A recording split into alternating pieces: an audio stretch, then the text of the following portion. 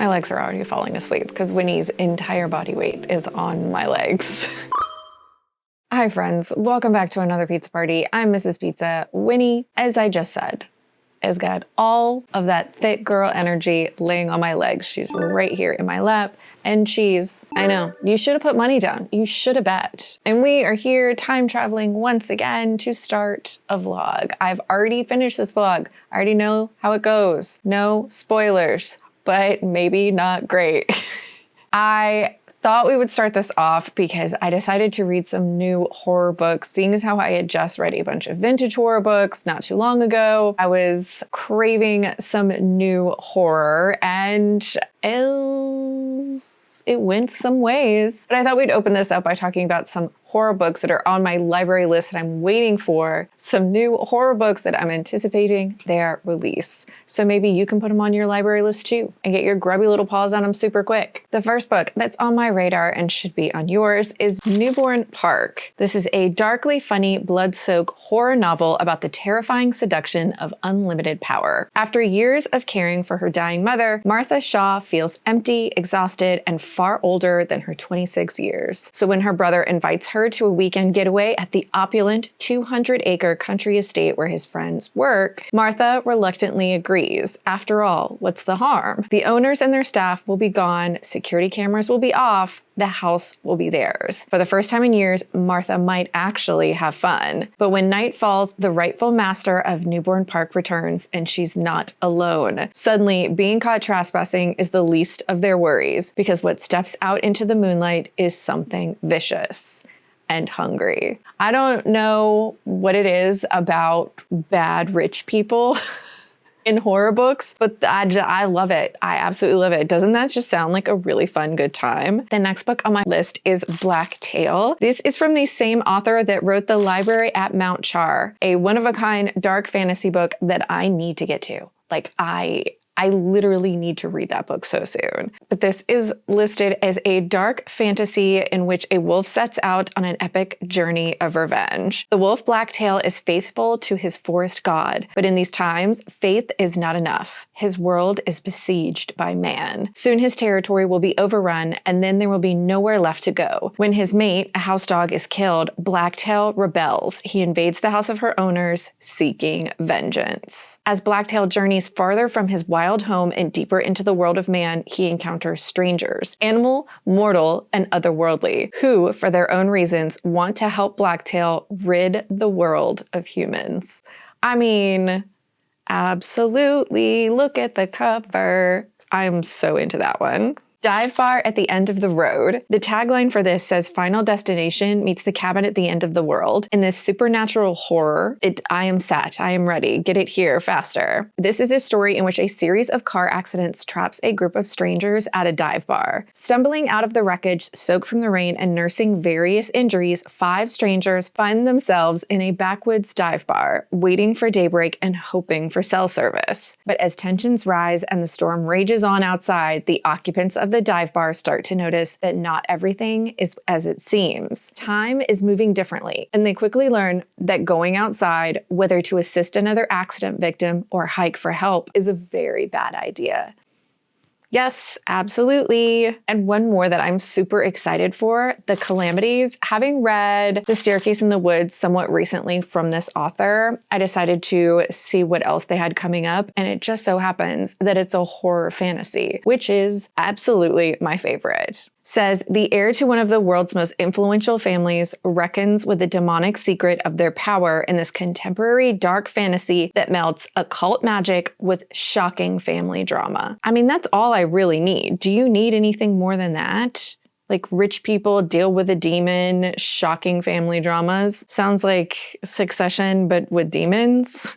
Which I actually tried to read a book that was Succession with demons once and did not have a good time, but I have a lot of hope for The Calamities. One more. Let's do one more. The Winter Folk. This one got me because it said it was perfect for fans of Alex E. Harrow and T. Kingfisher, which present and accounted for. A woman returns to the mysterious lodge in the woods where she once worked and to the inscrutable creature that bound her there in this haunting Appalachian Gothic horror. This is the story of Moth, who earned her name while working for the Winterfolk. Every year, the mythical Winterfolk gather at a secret lodge, a place known only as Deerhaven. Moth was a housekeeper there, a trusted confidant to Mr. Oslin, the enigmatic master of the house. But Deerhaven is dangerous, the rules are exacting, and the consequences for breaking them are dire. Moth has not been allowed back in decades, but still she feels the call. She will find her way back. She needs to see him again, no matter the cost. Yes?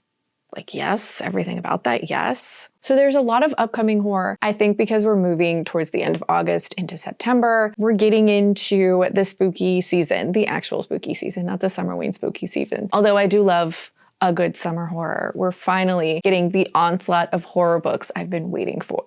We're actually going to start this by picking up a book that I was super excited about, and it has a fantastically colorful cover. We're going to be picking up Our Sister's Keeper. Let's do some reading. I don't have much time. I have to go somewhere in like 10 minutes, but I need to talk to you about this before I got too far into either one of these things. So let's talk about the one that we need to talk about so I can bring it with me.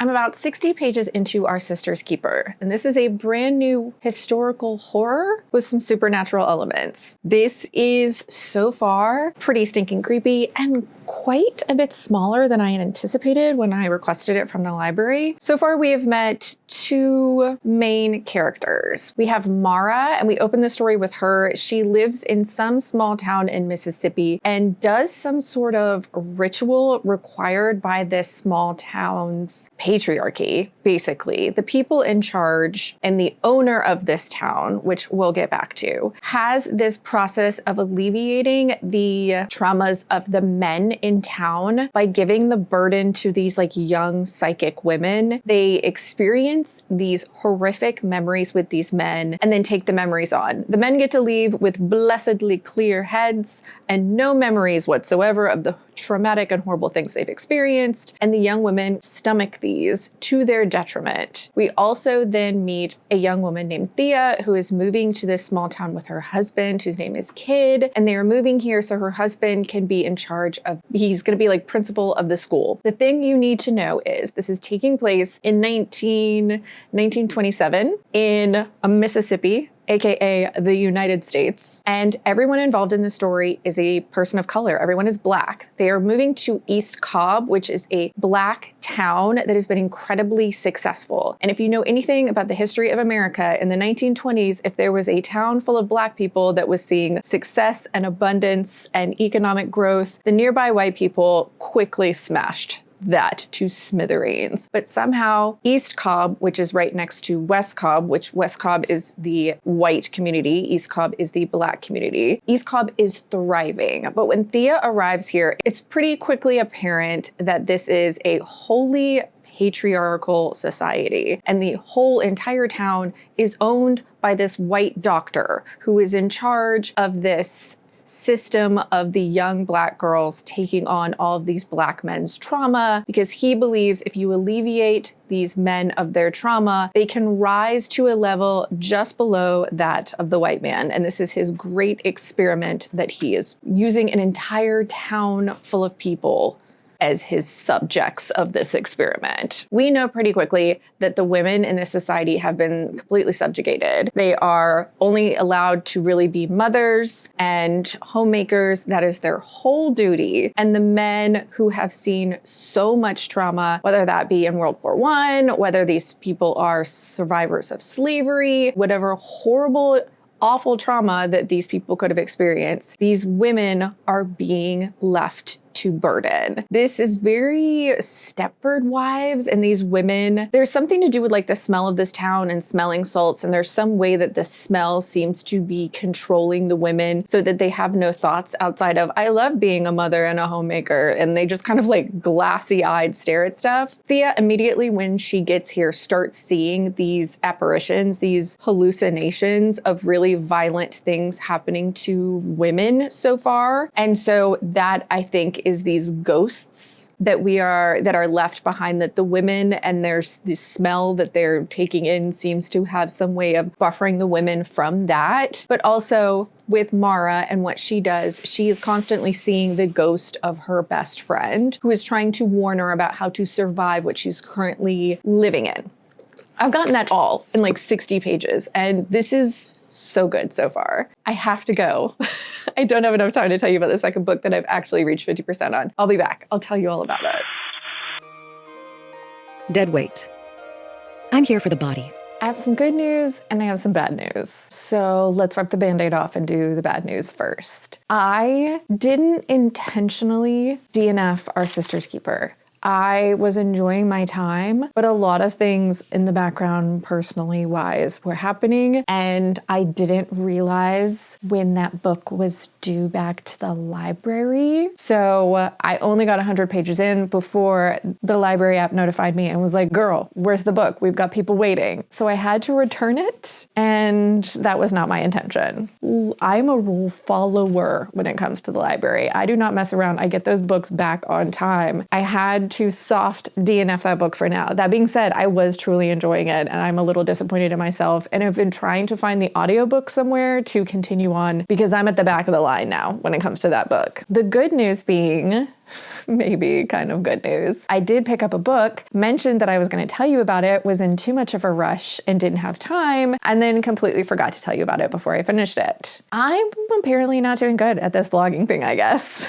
But here I am to tell you about Fabulous Bodies. This is my first Chuck Tingle book, and it will not be my last. This was a wild, silly, brutal good time. This is the story of Poppy, and by day, she is a social media influencer. She lives in a beautiful home, has cultivated a beautiful aesthetic for herself, and has a beautiful child that she's trying to support. But by night, the real financial thing that supports this lifestyle is Poppy is a body stealer.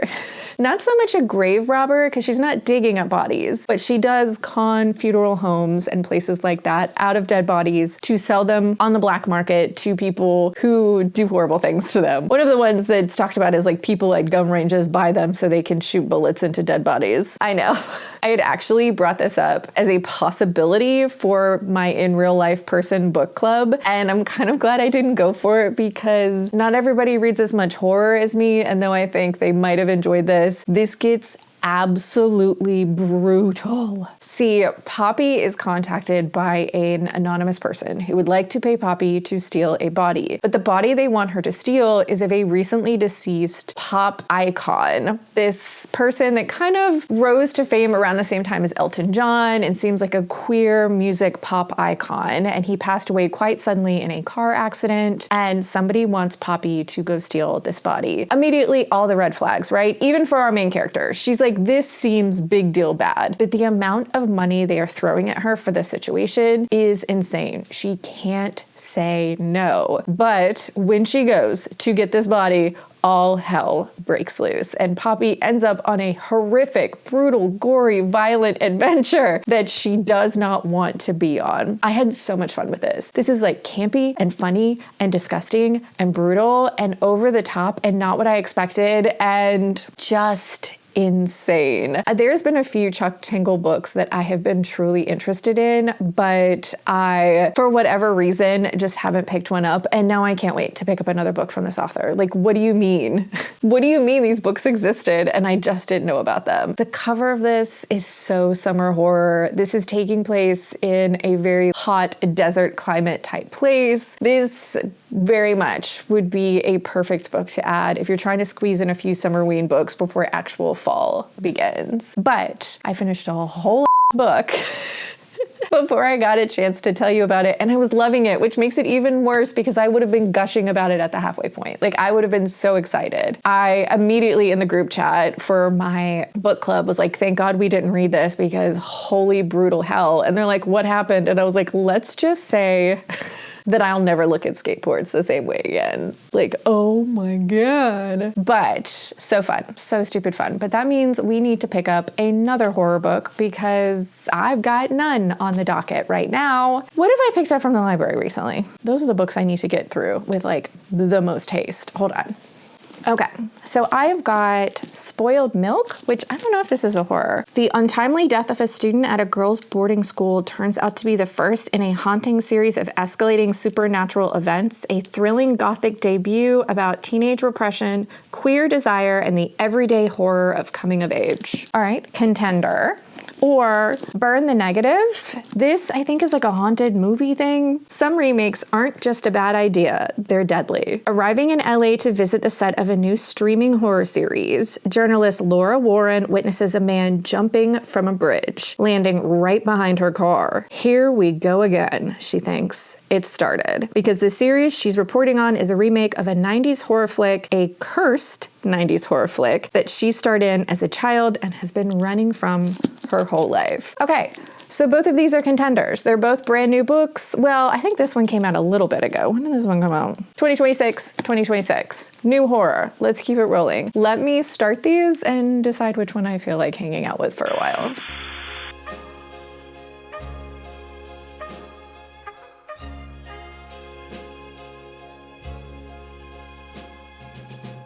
Welcome to the nest. This is where the majority of the reading will be happening today. Winnie is contemplating whether or not she wants to join us. She wants to join us. Welcome, Winnie. Welcome to the nest. Me and the dogs are going to sit here and do some reading. And one of the things, because I have a feeling I have quite the library stack, and I have a feeling that I'm gonna wanna bebop in and out of books, you know, just dip in and dip out. But I need to tell you about spoiled milk before I hit the halfway point, because I don't wanna give you spoilers for spoiled milk if you don't want them. So this is the book I decided to go with. This is a gothic story taking place in the 1920s. 1928. We are following a character named Emily. We are only in her point of view, and she is a teenage girl and she's slightly insufferable. So be prepared for that. But she is living in the English countryside at a big estate house that has been turned into a girls' school. So this is kind of like a girls' prep school where they are taught to be refined young ladies. She is best friends with a young girl named Violet, and in the opening of this book, Violet falls over a banister and dies, cracks her head open, instant death. Kind of right in front of Emily and the French teacher. And of course, you can imagine this throws everyone into a tailspin, right? Violet was the most beloved of all of the girls in Emily's year. She was loved by the teacher. She was loved by the other students. It sounds like she was loved by random strangers she encountered. She has this lore about her that she was just so likable and perfect and friendly. And Emily and the rest of the girls kind of left behind in their final year. They're all right on the cusp of 18, and they're finishing up their final year of school, dealing with the fallout, no pun intended, of Violet's death, but also this strange bit of circumstances that starts happening. Each one of the individual girls tends to be some sort of, I'm gonna call it archetype of womanhood, I think is what we're going for. Our main character, Emily, is she's slightly insufferable, but I think she is I'm not quite sure which one is which. I know Dot is this childlike wonder. We have Marion, who tries to do everything right, and she's very matronly in that way. We have Alice, who is very athletic. We have Evelyn, who seems equal parts naive and she feels like she's got very stringent morals. And then we have Emily, and I swear Emily's just kind of a bitch sometimes. I don't dislike Emily, but she is kind of a teenage girl sometimes. And these girls get wrapped up in a little bit of the spiritualist movement. They're thinking of seances and ghosts, wanting to contact their friend Violet, who's passed on. But also at this school that they're at, things start going strangely. Other girls are getting sick. The food, though it looks fine, is actually rotten inside and full of maggots. The water, which was fine in the morning, is suddenly disgusting in the afternoon. Like, there's some sort of rot or decay happening in this place, but yet it's happening at such a slow pace. You're wondering if it is something spiritual, if it's just these girls picking up on signs and symbols that aren't really there. It feels a little witchcrafty is what it's coming across. And I wonder if these girls are going to kind of get wrapped up in some sort of witchcrafty thing, seeing as how womanhood and witchcraft tend to just ride on the same car, ride on the same bus. So far it's fine. It is kind of moving slowly. It is very gothic in this setting. and we are kind of just hanging out with a bunch of insufferable teenage girls. But this is all being told to us from the perspective of Emily as she recounts the story. So she makes comments throughout with the clarity of her making it to the end of the story and retelling it to you. So far, I'm just enjoying it so far. I said so far twice in that sentence. But since it's stupid hot outside today, we are going to hunker down in the nest and read some books. All right. So this is not going according to plan. Nothing seems to be going according to plan currently. The horrors persist, and so do I. So I decided to DNF Spoiled Milk.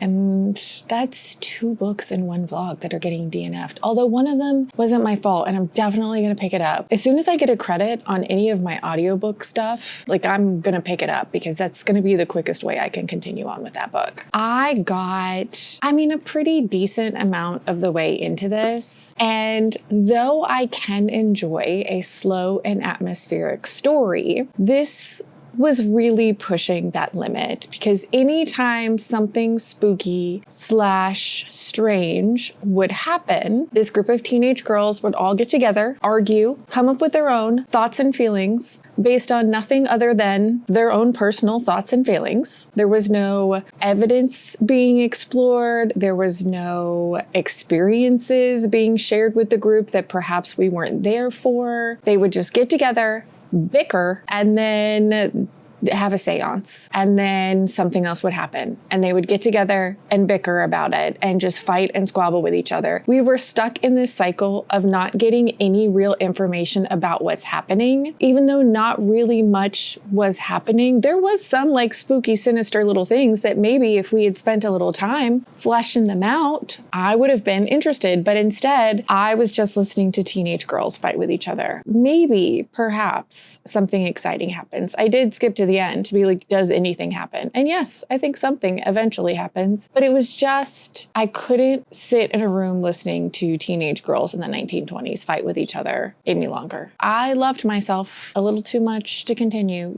Sometimes DNFing a book is self-care. Is this the worst book ever written? No, absolutely not. And I could definitely see people enjoying it. I was just getting irritated with the redundancy of bickering teenage girls. I put that book down, but I decided to pick up another book and came through from the library for me the audiobook for Mayra, which is marketed as a Southern Gothic tale taking place in Florida. So a spooky type Gothic story happening in the most humid setting possible, because this is taking place in South Florida near the Everglades. So instead of spooky willow trees and dark and stormy nights, we're getting humidity and alligators and swamp-like conditions, which usually is a win for me. Right now, we have met our character Ingrid, and she has recently gotten a phone call and reconnected with a childhood friend, Mayra, who is someone that she had a really close relationship with as a teenager, but they had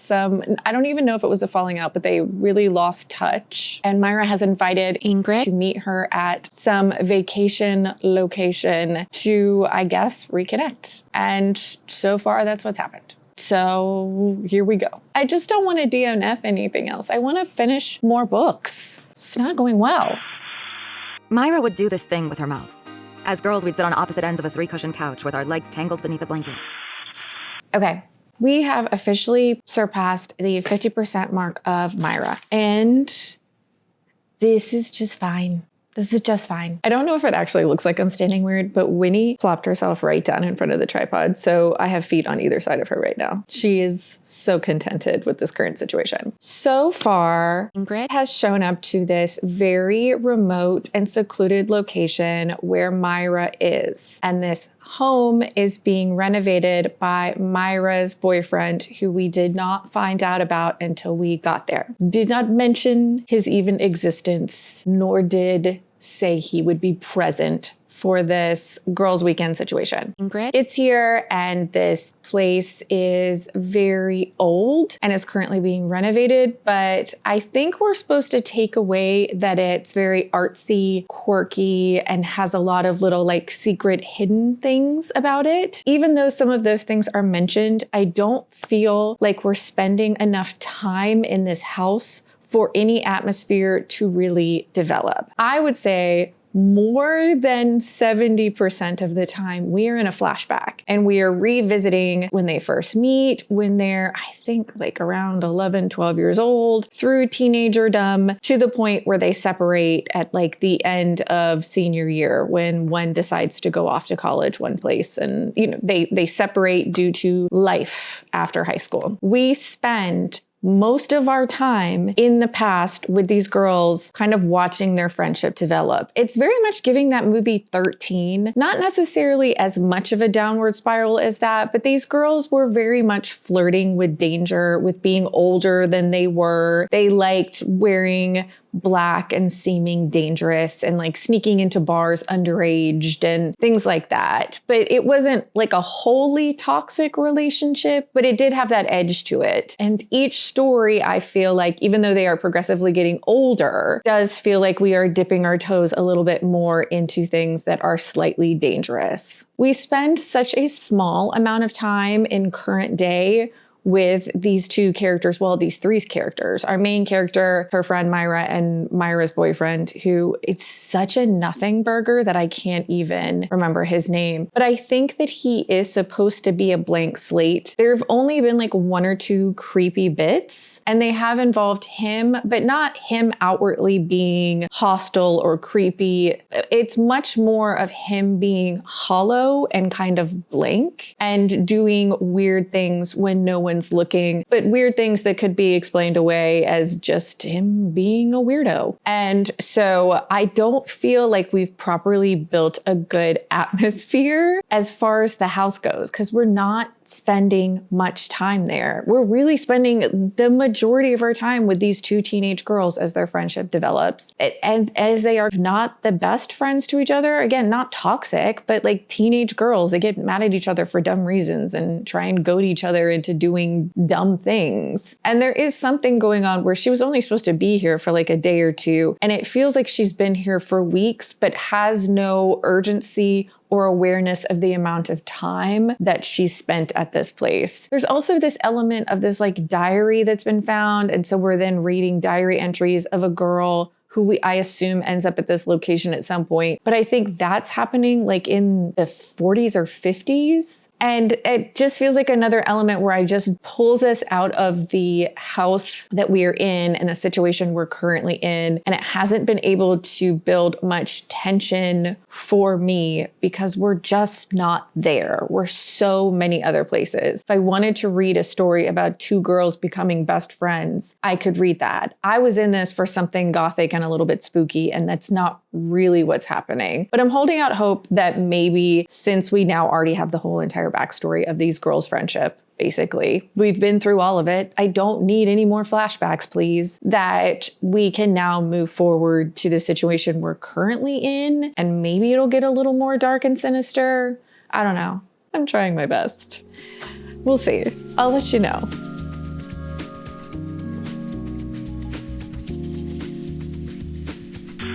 I would hope if you would let me sit there.